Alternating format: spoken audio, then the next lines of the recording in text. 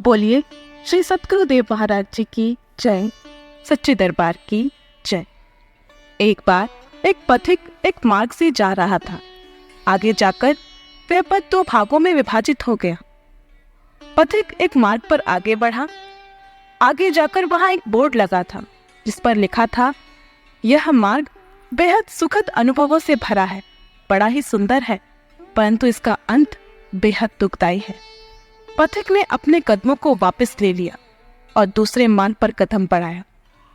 आगे बढ़ा तो वहां एक बोर्ड लगा था जिस पर लिखा था, यह मार्ग बेहद दुखद अनुभवों से भरा है, मार्ग बड़ा ही कठिन है, लेकिन इसका अंत परम सुखदाई है।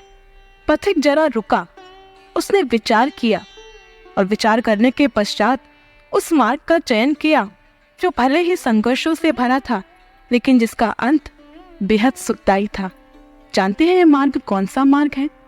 संत महापुरुष समझाते हैं, वह मार्ग जो मुश्किलों से भरा है पर जिसका अंत सुखदाई है, वह श्रेय मार्ग है। श्रेय मार्ग अर्थात श्रेष्ठ मार्ग, और ये श्रेष्ठ मार्ग कोई और नहीं बल्कि भक्ति का मार्ग है, अध्यात्म का मार्ग है।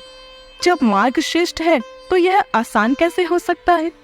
इसलिए जब एक साधक इस मार्ग पर कदम बढ़ाता है तो उसे भी बहुत सी मुश्किलों का सामना करना पड़ता है, और कई बार मुश्किलों को देखकर एक साधक निराश हताश हो जाता है, परिस्थितियों को देखकर कदम रोक लेता है।